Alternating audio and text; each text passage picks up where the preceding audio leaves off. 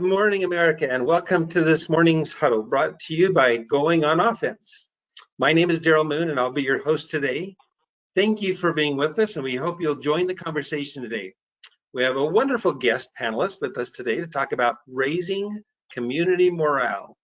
We hope you will participate and share your ideas and suggestions as we gather together today. We're holding these huddles every Monday, Wednesday, and Friday in an effort to support or to be a support to those who are struggling, whether that's emotionally or economically or physically. We are doing these to share and create strategies to inject hope, optimism, where there may be doubt and despair. I want to remind our listeners that this is not a forum to vent and criticize or complain, but rather to suggest ideas to be positive. There are four primary purposes of these huddles: to support those struggling, to brainstorm strategies to help, to promote resources, and to engage collaboration. Now to introduce today's guest. It's my pleasure to introduce my friend, Sherris Moreira, Executive Director of the Shenango Valley Chamber of Commerce, located in Sharon, Pennsylvania, right in the heart of the Rust Belt between Pittsburgh and Youngstown.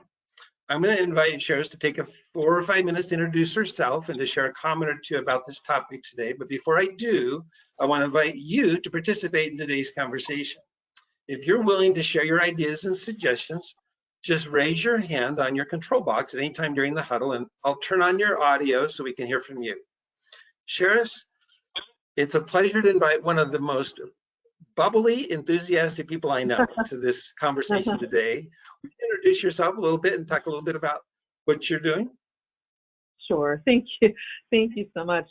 Yeah, I've been with the Chamber about 3 years, actually 4 years coming up here, and just, been a part of trying to help, the region. I've had the pleasure to work with Rust Belt challenges, very particular to the Rust Belt region between Pittsburgh, Cleveland, Erie. And I was in Pittsburgh for several years working with Steel Heritage, working in tourism, promoting Pittsburgh to invite people to come to Pittsburgh, developing tours that would attract people into the Pittsburgh region, but also to work with a lot of different vendors in the region to help get them business and visitors, so that the trickle down of money went out to a lot of places. But also helping people, like I was in Pittsburgh around when the economic downturn in 2008, 2009, 2010, that sort of time period. And it was an interesting time because that was when people in Pittsburgh started to realize, like I had moved there and I had seen how cool, there's a lot of cool spots there. But a lot of times when you live in a place, you don't always see what's really cool about your own place. And so I remember being there and seeing where people in Pittsburgh started to go, oh my gosh, maybe we actually do have a really great place to live. Like the mindset was starting to change. And so then, fast forward a couple of years later, I had the opportunity to move back to this area where I was born in Brooklyn, but I was raised here. And I was here. So when I came back, I've been excited to see that the same mindset change is starting to happen here. The Rust Belt, it's been years since steel mills went down, but that devastation is still in the DNA. I call it the DNA, the ethos of this area. And it's really exciting to see people starting to look at themselves and be, okay, like we can make changes, we can do this. This time especially, there's a lot of, I'd say, synergy or connection to that steel mill past when steel mills went down, because we have a lot of survivor and innovation in this region where we've been through the worst stuff we could ever been through. And so now we're here going through another challenge, and to see our business communities and people coming together to figure out the problems, to be very creative. And okay, now we have to sell differently. We have to market differently. We have to do everything differently, but we've been through this before. So we can do this again. And, it's how to do it together as a community. And that's pretty much been our focus with the Chamber right now. So, but yeah, thanks for having me on here.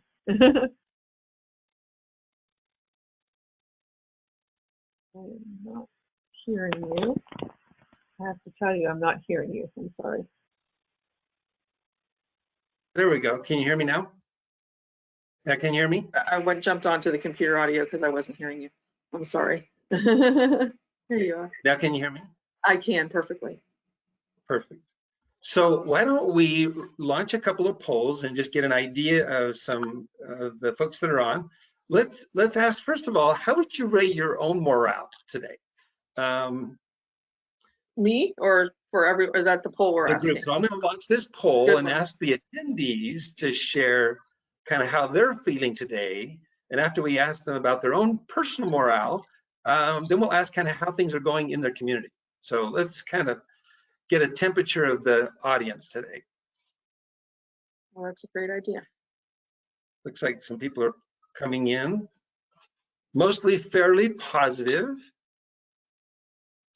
We'll give them a few more minutes to, again, just use your control box to enter kind of where you are.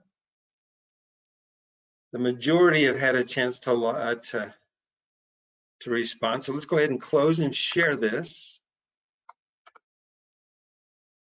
So it looks like pretty good group on today in terms of how they're feeling. 17 neutral, 33% good, 50% very good. I'm going to hide that. Now let's launch a poll of how do you feel like your community, rate your community's morale right now. I'll launch that and we'll get some feedback from the audience on this one. This will be a little different, I think, maybe, depending on where you live, I think, too. Yep. And how you define your community. Mm-hmm. So it looks like most people have had a chance to, I'm going to close that and share it. So as you can see on this one, 67% said poor, 17% said neutral, and 17% said good. Now let's get a feel for where people are. So share with us, if you're willing, what time zone you're in. Are you in the Eastern, Central, Mountain, Pacific, or other? And we'll get a feel for kind of where our audience is listening in from today. So I know I'm located in the Eastern. You're located in the Mountain, right? Over in Mountain. Yeah. Yep. And it looks like most everybody's in either the Eastern or Mountain. Eastern certainly has the edge. We'll give everybody a few more minutes to finish their. So I'm going to go ahead and close that. Eastern has and the share edge. it. So looks like about 67% are Eastern and 33% are Mountain. So let me again invite our attendees. Let me just check to see if anybody has raised their hand and said they'd be willing to join the conversation today. Not quite anybody now, but again, would invite you to do that or send in if you have a question or even if you've got an idea. Sherris and I were just talking a few minutes ago about, we'd love to know what's happening in your community and maybe some examples of organizations or companies that are doing some things to try to raise the morale. Share those with us through your question on the control box, and I'll share those with everyone. Sherris, why don't you share maybe some of the things that are going on in your community there in the Shenango Valley? Absolutely. And, and to be clear, I mean, the best thing that we could do to raise the community morale would be to give everyone money and cure COVID. I mean, that would be the best. And these are things, that we had to grapple with pretty early on as a chamber, that those are things that we can't really do a lot of, and so what we did was we said, all right, what can we do? Focus in on the things that we can do. And one of the things we have been really working hard at is getting information, real, accurate information to people. We have businesses calling, members, non-members, they're just calling. And so we actually created a portal on our website so that people could just click on it, and it's called Taking Care of Business. It's right on the front as a button, and they can click on it and just say, hey, here's my name, here's my business, here's my question. Like, how do I find someone to help me understand the PPP loans? How do I find help with getting masks? Whatever the question was. And then what we were really good at doing is we connected them. If we didn't have the answers, we found someone who did.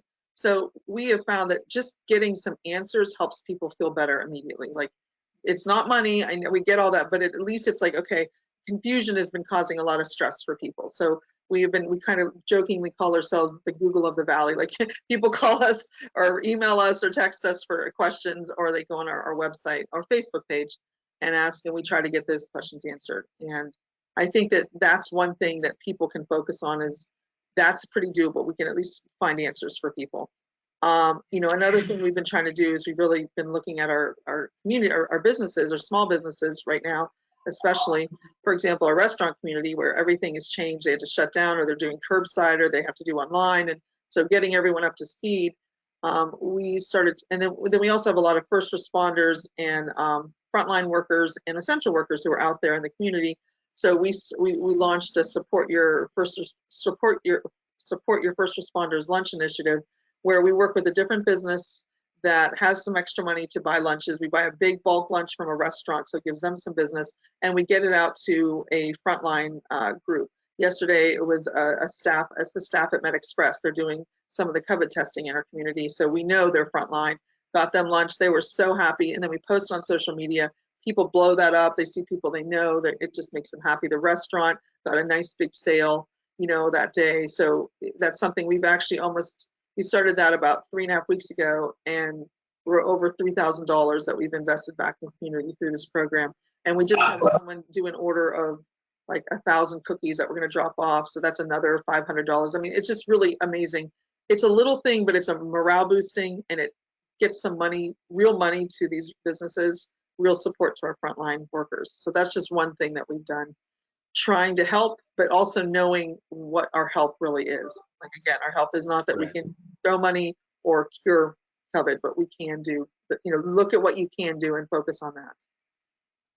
Talk just a little bit about what you're seeing there in your community. What kind of impact is this having on the businesses in Sharon and around Sharon? Yeah, it's a tough time. I mean, I'm not going to pretend. We have businesses that are probably not going to make it through this. I hate to even say that, but it's just the reality. We have businesses that are definitely revamping, changing. We have a really great, for example, Cottage Garden, which is a landscape nursery business here. They went and redid their website, and now they have it set up that they can sell online, and then they do curbside, but that's going to be something they can take with them through this. So there's some businesses that are innovating amazingly. When you have no choice, sometimes you come up, and again, our area has this in our DNA. We know how to innovate. We've been through some rough stuff. And so I see a lot of that innovation, but we also see businesses that are struggling, and a lot of it just has to do with getting the right information, and so, that's been a big issue, is they just don't know what to do. So, it's definitely a roller coaster of emotions. I don't think anyone's like, yay, thrilled right now. It's a tough time. So talk just a little bit about your community experience in the past, having seen, a huge economic boom with the steel industry, and then that moving overseas, and how your community really had to give us some examples of some of the innovation that your community had to switch from being a steel rust belt industry to other types of industries. Sure. And and I always look at our area, Sharon, Shenango Valley, Sharon, our chamber is located in Sharon, but we cover what's called the Shenango Valley, which is parts of western PA and a little bit into eastern Ohio, actually. And I kind of liken it to Pittsburgh, where I see us as a microcosm of Pittsburgh, where Pittsburgh had to go from, that was it, steel, they had one egg, one basket. And now you had to, now we have learned you can never have just one egg, one basket. You have to have a dozen eggs, a dozen baskets. So if one industry goes down, no, you'll never be caught like that again. And I know in the Pittsburgh area, there's a lot with tourism, there's a lot with the medical field, there's a lot with colleges. We in this area here, we have over, I want to say like 7, 8, 9. We have so many colleges and schools in this region, but we don't really necessarily see ourselves as like a college town or a college area or a higher education area. And we should be focusing, we should be giving so much more attention to that. So that's been a good transition. There has been, we have more schools. There has been more attention. I want to see more. Of course, that's just me. I'm always very optimistic. So we have that. We have 3 strong hospital systems in our county, in Mercer County. And so there's a lot of the medical field in here, nursing homes. We are an aging community. So, there's a lot of care toward the elderly, and that's actually an industry that's, been part of our strong point is the medical field. I think we've got a lot of entrepreneurial and tech happening.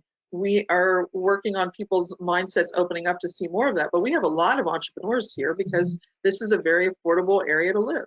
And sometimes we forget to market ourselves that way, but we you could literally, a young professional could come here, they could literally own their own house, be on any board or council because they're always looking for younger people, free parking, no traffic. They could start up almost any business with very minimal costs. So it's, but we don't necessarily market that way, but we're learning to. So there's a lot of, it's an evolution of mindset. Yeah. So Christy just sent in a question that, let me read it to you. She said, I looked at some of the resources listed today for improving morale and did not see any faith-based organizations. Is that a community segment that you would like to be, or you would like to be more involved in this idea of community morale improvement? Well, actually, in our area, I mean, we have actually a good handful of churches that are members of the chamber. And so we actually all work really well hand in hand. A lot of them are doing helping feed people in need, or they're also a resource base. And I actually have one pastor's on our board as well. So it's actually so hand in hand here that, and maybe it's because we're a smaller, tight knit community, but there's actually a lot going on.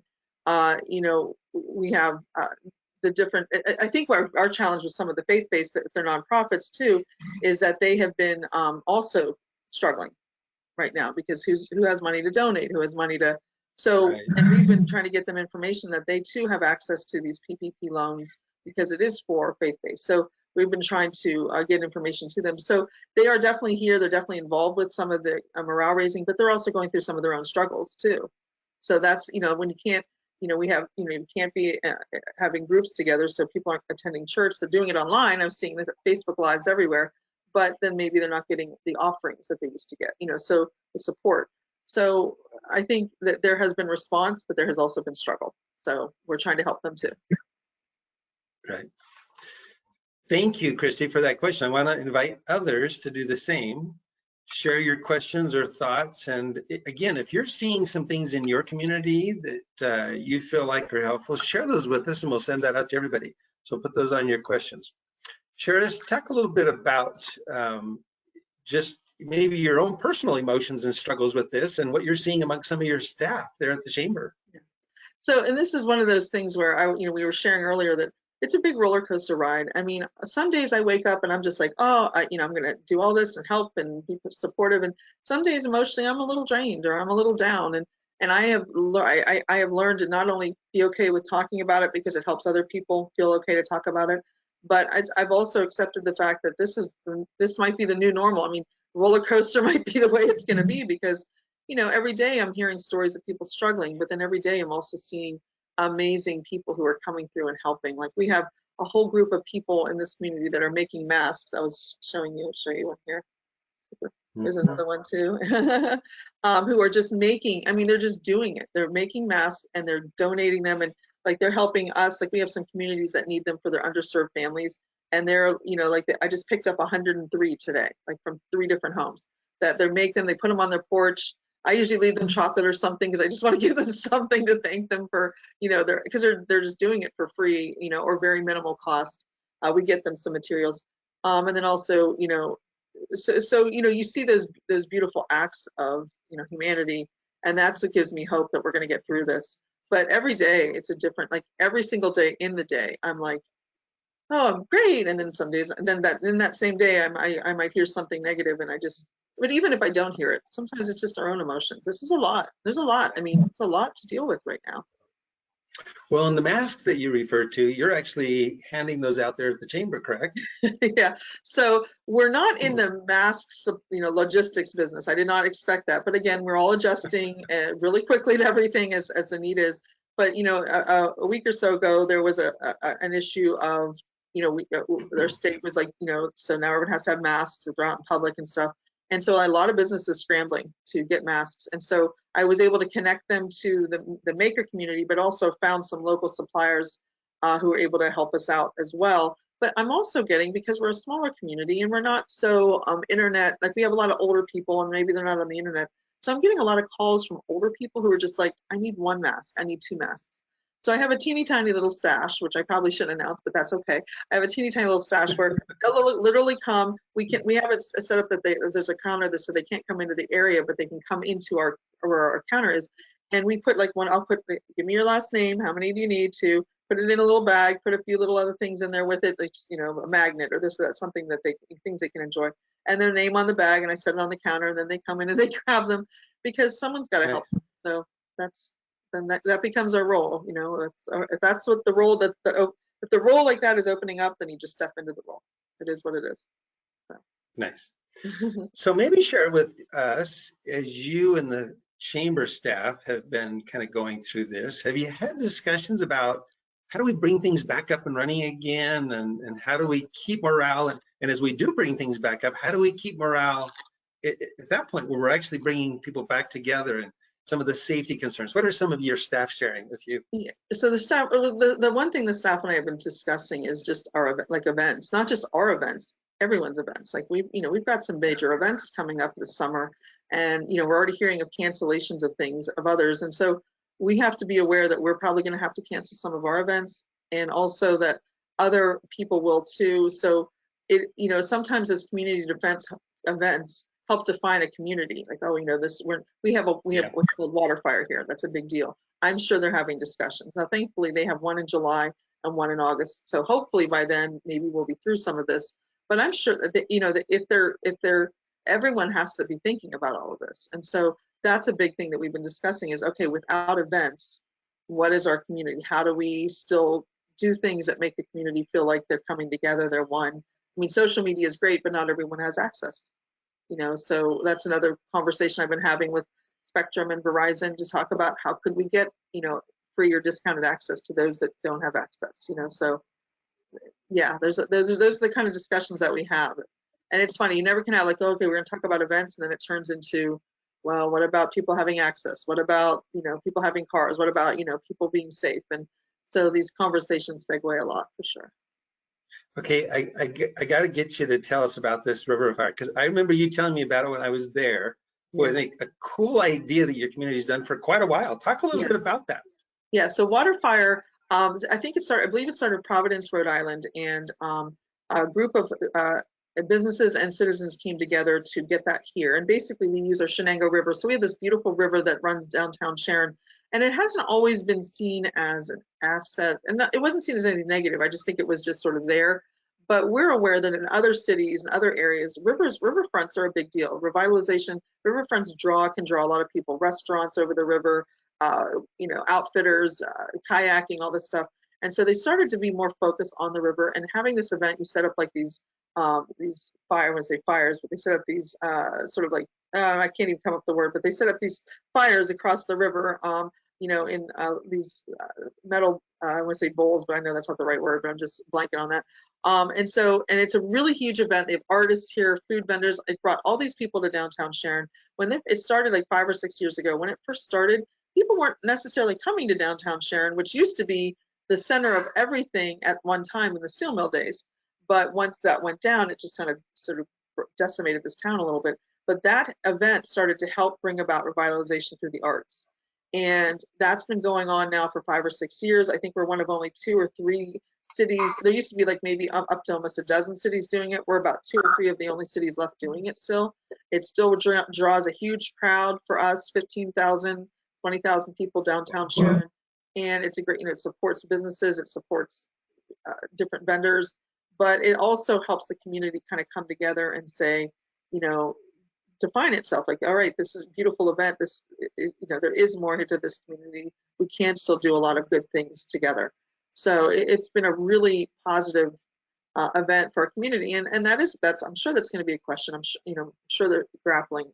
How do we keep that going this year? Hopefully, but it's been it's those kind of defining events that are going to be how does the community keep defining itself with or without their defining events, depending. So yeah. So I'm curious, obviously the news in a community plays a pretty big role in what's going on, how the information is being shared. How do you as the chamber work with your local media outlets to try to keep morale up and to communicate and to make sure that good information is out there? Yeah, I have being in my another past life, I was in the news media at one time. But I have a wonderful relationship with our news media. I have great respect for them. Number one, they know that I show them a lot of respect.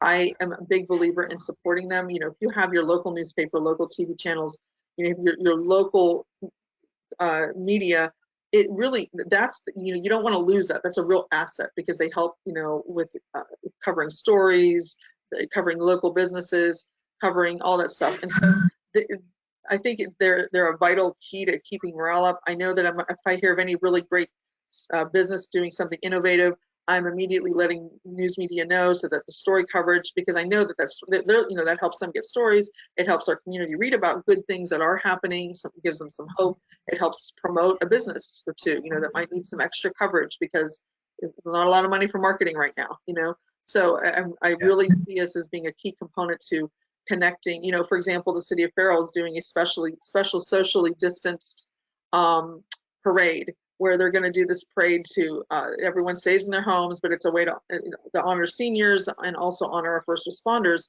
And they have a new city manager there, so he'd sent it to me, and I immediately, he's like, help me, who do I get this sent to? I'm like, don't worry, I got you covered. And I sent it to like 20 different news media, because that way, I see that as also a wonderful thing for our area. If we have more positive coverage, the negative is always going to be covered. It has to be. We have to know what's going on.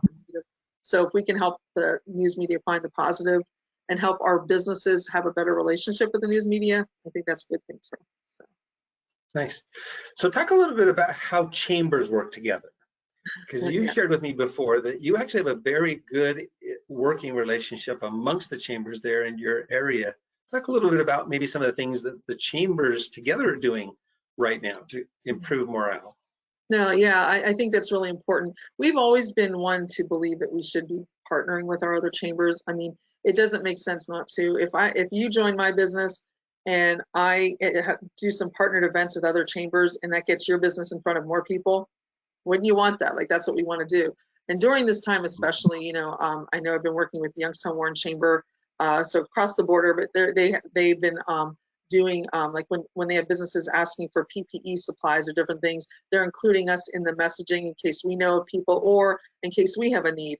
Lawrence County Chamber, which is the county below us, or say below us, but below us towards Pittsburgh, their executive director, anytime there's something going on that he thinks I should be aware of economic development wise, he immediately lets me know. He's been a great source. I've been letting them see. I have we have some phone calls, we have texts. We just discuss, we have other chambers in our county. I'm keeping aware of what they're sending out. If there's things that look like need promoted, I help promote it as well, because look, we're all in this together. So we have to support each other.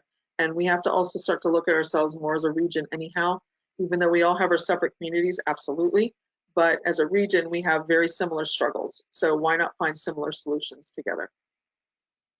My guess is that not everybody understands what a chamber does and what the real purpose is of a chamber. So share with us just a little bit about what are some of the different values that a chamber brings to a business, and particularly right now that could be very helpful. I know when I in previous businesses, I had been a member of different chambers, but I will tell you, I did not really understand what a chamber is. And to be honest, I think chambers, just like every other business, insurance, shoes, whatever, everyone's going through evolution, everyone's changing.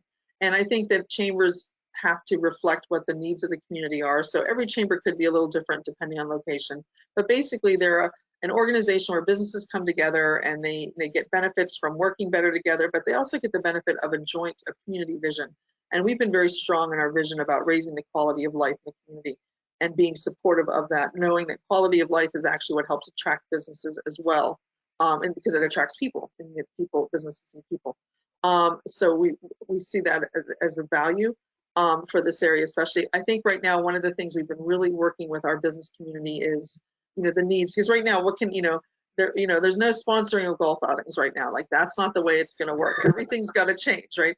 But what we are doing is helping them get really good real-time information.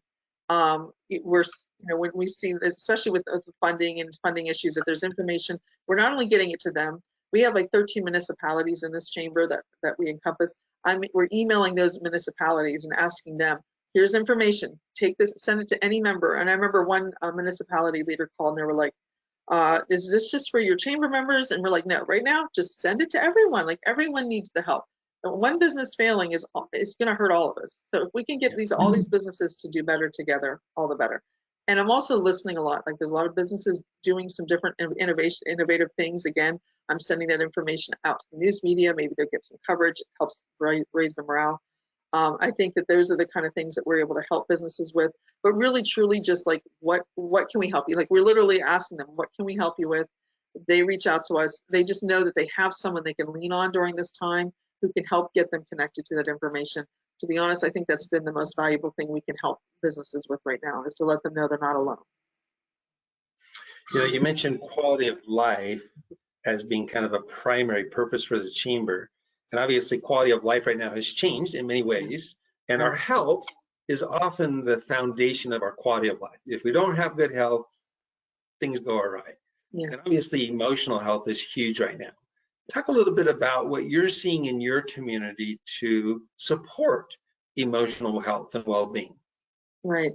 We've been really blessed. We have a great medical community and they're really good at working together. They already were doing that already. And so for example, there's a warm line that's been created out there that people can call if they have some challenges during this time. But we're actually getting ready today or tomorrow to announce that our community counseling of Mercer County, as well as behavioral health, they're creating a heroes hotline, which is for people who are in the medical field, or if first responders who are, or their family members or friends who are seeing them dealing with this, the COVID issue on the front lines, and it gives them a number to call, because we're well aware that now is going to be the time when people who are struggling with any kind of, substance abuse or any kind of issues, this is a time where all the stress brings it out. So we're aware that especially even as slowly possibly going back to work, there's also stress with that too. So we're really trying to be supportive of that. And our community, we have Field Regional Health Foundation, we have the Community Foundation. They've been having weekly phone calls and checking in with the chamber to see what are the needs, and helping support those needs and pivoting. Sometimes what they normally would do, they're pivoting. Okay, so these organizations need money for food. All right, let's just pivot. Our normal thing is people have to apply and all this. No, we're going to pivot and let's get money to these organizations. So we are really blessed that we have a lot of organizations that are trying to work with that. But this is a need. And we also have the 211, United Way of Mercer County. They have a number called the 211 number, called 211, okay. And they can call 211 for questions about anything. But also, again, mental health, there are definitely, we have hotline numbers throughout this community, because we know this is going to be a tough time. It already is, but it's not going to just go away overnight. I think this is going to change a lot, the whole nation, to be honest, not just this. As I've been looking for various videos or little clips to share of what people are doing to help others, I see a lot of two things. I see a lot of people saying, hey, let me help the elderly in my area, so I'll go shopping for them. Or I see a lot of food banks pulling food together, helping the homeless. What are some things you're seeing there in Sharon or in your communities along those lines of just neighbors helping neighbors and helping those who are struggling with food and so forth? So on a bigger level, I'm really pleased that we have our foundations, our food warehouse, community action partnership, our organizations that are very in touch with what the needs are. They're having a lot of conversations, and those conversations are good, because then they can really hear, it's one thing to just look in our own organization. Okay, our organization is focused on getting food to people, but if they can hear the bigger picture of what some of the other struggles are, maybe we can be more strategic in these approaches. So our community has been really doing a great job at, breaking down some walls of just these organizations are talking to each other to what's your data? What's your data? What can we put it together to make it a better plan to help our community? So that's definitely going on. But just in a hyper local level, one of the things we kicked off a little initiative, we call it the check in on your neighbor, because we have a lot of older people in our community, again, who don't have internet, maybe don't have cable, and they're afraid to leave their homes. They're afraid to, do we go out and get dog food? So we thought, of course, we don't want people just going up to people and being within less than 6 feet of each other. But we got all the grocery stores and businesses to, they have these like D'Onofrio's, Mr. D's, different places that people can go and get these. And it's a simple door hanger, and they can just put their name and number on it and hang, say they know they have a couple older neighbors. This is a very socially distanced, safe way, very simple way to just really literally check in on your neighbor. And now your neighbor has a phone number that they can call if they're concerned about something. And you can pick and choose who you want to drop it off to. But we thought something simple as that, but that's a real need, in this community. That's a great idea. Let me see if I understand it right. So the door hanger goes on the door of the elderly who need help. And they set it out so that if someone sees that on their door, they can say, oh, there's someone that needs some help. I'll go see what their need is, and then respond. Yeah. Well, it's actually more like so I know where I live, there's 3 older neighbors. And some, like I said, in our community, not everyone necessarily has cable, or maybe people have money for cable, whatever, or access to the internet. So they don't have access to information. So I want to check in on them and make sure they're okay, but I don't necessarily want to be with less than 6 feet away. Right. So we said that we hang this on their doorknob with our name, our number. And so then the neighbor, when they see it, they go, oh, this is my neighbor. If I need a question about cat food, where do I get it? Or do they have a mask? I'm going to call my neighbor and I'm going to see if they can help me. Nice. And just a real simple. Right. So you share the card with those. Nice. And Awesome. they're all out at the grocery stores, the cards, or any stores that are open right now, so that when people go through the checkout line, they can grab one there. So just, that way we're not handing them to people, like we're trying to keep it all very socially distanced and stuff. But it was just a simple, something simple that we could do to help our business, our actual community. Nice. I'm going to remind the attendees that they are welcome to jump on and ask questions, or if they'd like to actually jump on and turn on their mic, they can jump on and ask questions. I went to the U.S. Chamber of Commerce website, and I just looked up kind of what are some of the things they're doing. I'm going to put that on the screen here, and maybe we can just chat a little bit about these resources and whether or not you're seeing some similar resources in your area. So this is the U.S. Chamber of Commerce is combating the coronavirus. No family and no business should be bankrupt as a result of the coronavirus. So just a small business hub, guide to small business loans. You mentioned that you're helping people with that. What are you doing when it comes to helping? What are some of the questions that people are asking about the PPP loans that you're helping people with?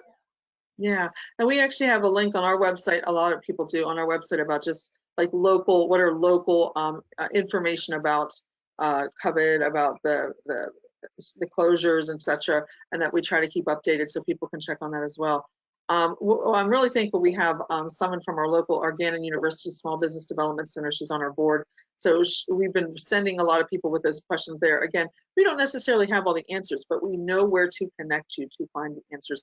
And when it comes to the loans, first of all, the big question we keep hearing is people are calling us even now going, should we even apply? And my answer has been apply for everything. Doesn't matter whether you think you can get it or need it, apply for it, get your name in the queue.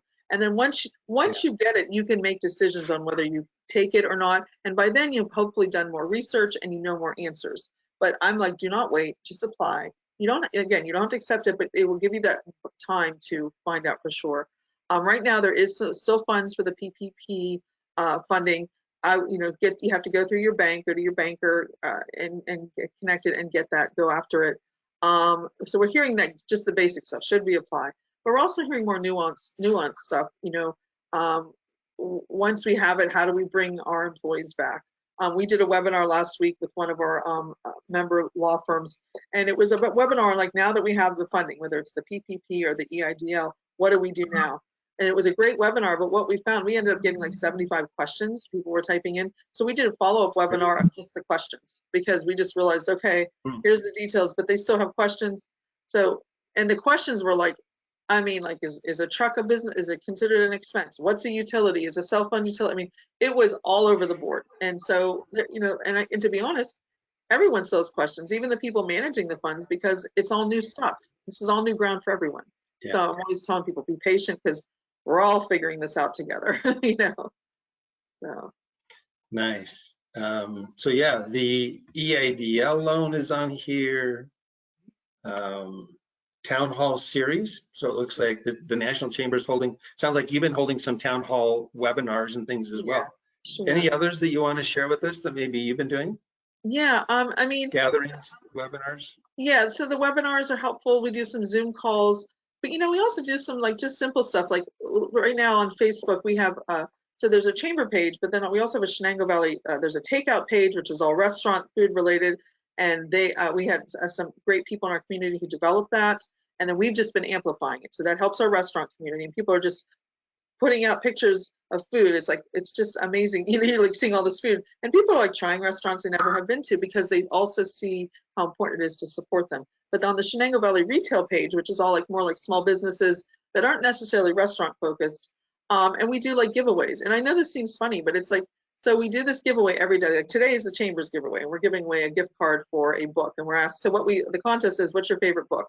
So people start posting, and then you start interacting with them, and you start kind of laughing and joking, and it kind of creates this fun little bonding of people that, as we're trying to win a prize, we're also just, laughing about like, really, you like that book? Or, oh my goodness. And so it's a really, every single day a different business does a giveaway, and people get on there. And so it's not just Zoom, it's not just webinars, it's also social media. It's become quite a lifeline for good and for bad for people. So, because there's always something with that too. Sure. But it's little things like that that kind of help build community throughout the community, which is little subsets of partnering and collaboration. Nice. So I noticed on their list, they've also got things like support with health coverage and unemployment resources. Have you seen a lot of questions about how do I get health coverage, or how do I deal with the health costs associated with this, or just unemployment? Right. How do I deal with unemployment? Yeah, so health coverage, I'm not hearing as many questions about that yet. But the unemployment, yes, because especially with the PPP loan coming, unemployment, we're getting a lot more questions. And again, I'm leaning on our experts. We are not the expert, but we can get you to the expert. So we try to send a very updated resources. We had someone who reached out to us who needed, they were self-employed, and now there's a specific pandemic unemployment website. And so we said, you need to go apply for this. Someone who owns a dance company, again, she's the owner, she's self-employed in that sense. She didn't even know she could get PPP funding. And we're like, yes, you can. And there's also now unemployment for people in your position. Apply for it. Again, I always say apply for it, because again, you can always turn it down or make different decisions while you will wait to hear, but at least get your name in there, because things are running out. So, but yeah, unemployment's been a biggie. That's happening now, because with the PPP funding in, now people can bring their employees back. So there's conversations are happening. What about businesses? Have you had some businesses ask you, what do we do when we bring people back, and how do we keep people safe? And what are some of the things that as a chamber you're sharing? I just noticed that the U.S. Chamber has some links to just workplace safety tips as you bring people back. Yeah, actually, I'm working with an organization, Kismet. They're a PEO in our area, and they're actually helping us with developing some concepts for bringing back business. For example, if you have people working from home, you actually have to make sure that they all have the information about workplace safety. They actually have to have an email to them, because now they're working from home. So I said, I didn't even know that. So they're helping us with tools like that and ideas. And that's the other thing we're doing as a chamber. We're trying to reach out to our member businesses to help develop these plans, bringing people back to work.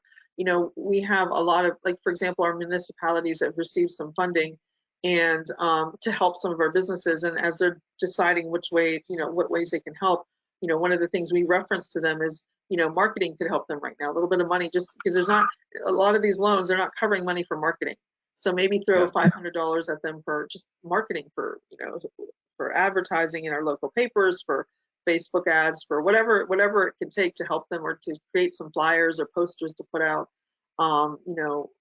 This is, marketing is going to be a big thing, and also kind of marketing in a way that's showing how you might have changed things. Now it's curbside, now it's through drive-through, now it's online, So yeah. Nice, Sherris. This has been very helpful. Are there any last minute, as we kind of wrap things up, thoughts that you've got that you'd like to share of things you're doing, or maybe just suggestions to keep morale up in the communities? Yeah, just remember that every emotion you're feeling is valid and real. You're going to have a moment you're feeling great, a moment you're feeling down. It's so normal, so real. I'm hearing this from so many businesses. And believe me when I say this, in our community and in yours, wherever anyone's located, there are people that are the helpers that want to help you and help you out. And sometimes it's hard to feel like you're not alone during this time, but find the people that want to help you, whether it's your chamber, whether it's your community leaders, whether it's your faith-based organizations. Find those people and find those friends too. There's certain friends that are really supportive during a time like this. Certain friends that may not be. It's not forever. Everyone's going through their different stuff. But find those people you can lean on, but also be there to lean on them. Also be there for them to lean on you as well. So something as simple as a little text with a smiley face and, hey, I'm here for you. Simple. Sending out letters that you mail out a card, spray it with Lysol, don't lick it, use tape. But but little things like that can just help people feel better. And We just had another question come in, yeah. Okay. Sherris, and I'll share that. It says, will the chamber be coming out with any templates for flyers or printables for offices, maybe in terms of things you could set up to instruct employees on how to be safe? Have you seen or looked at any of those kinds of things that could be posted on your website? Yeah, so we actually have been working and talking with some of we have like 3 local companies that that are like printing companies, and we've been talking with them, and they've been giving us information on like safety flyers and badges and floor stuff, but also they're working on creating templates for such things, and we're getting that information out to them, and a lot of them are offering very good discounted prices. But that's a good idea, though, if we could have a template that's on our website. So I'm actually going to look into that to see what we can put up on our website specifically. But I know that for sure we have businesses in our community that are offering to create these for everyone. They already have templates made up that they're doing that have to do with safety and how to socially distance when you're shopping and things like that. But I will talk to them about the actual template idea of something that they could just plug and play. It's a good point. So yeah, good thing. Yeah, as another comment came in, I can see, businesses have policies and procedures, and I can see that we're going to need to structure some new policies and procedures as a business. And there's probably a lot of things that are going to be similar from business to business. There's going to be some unique things, but just in terms of how we hold meetings, how we interact at the food preparation area, or how we gather at the water cooler, or how we interact as we go back and forth through the hallways. I mean, all those things are going to require a little bit of attention and then some agreement amongst the employees on this is our policies. This is how we're going to help each other stay safe so that we feel comfortable coming back to work. And that's another reason why I have no qualms talking to other chambers in our region and what they're dealing with, because together we kind of create a brain trust. What are you hearing with your businesses? What are you hearing with your businesses? And then we can come up with solutions together to help all the businesses in the region. So I'm thankful that I have them to lean on, and hopefully they know they can lean on me because I'm going to them with some of these questions, and I know they're hearing the same, and they have all different connections where they hear guidance from. So we're all, we're trying to pull that information and then bring the best information to our own communities. So that's definitely going on. Well, and one of the comments that just came in is that the CDC has actually put together some advice that can be helpful for companies as well. Great. We have a link to that on our website. We have a whole page. We have a covered button you can press, and there's a whole page of information, and we do have a link to the CDC site for sure. Yeah. Nice.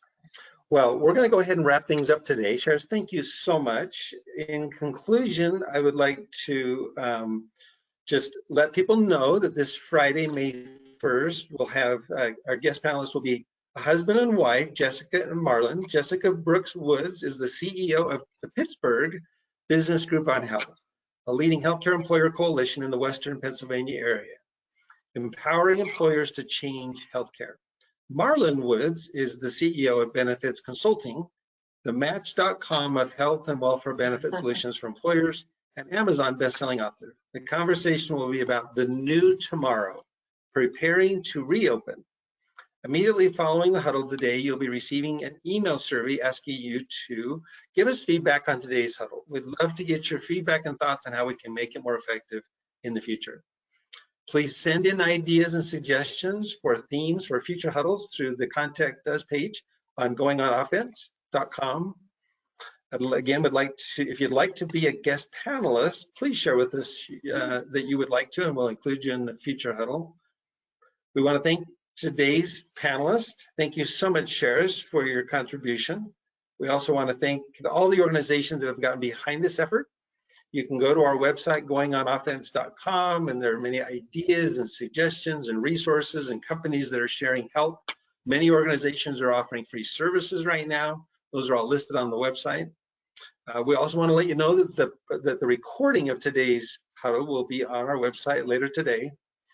I'm going to share in closing a little video of some, just a cute idea that one community had to try to raise morale in their community. So I will sign off now, say goodbye, and remind people that we hold these every Monday, Wednesday, and Friday, and turn on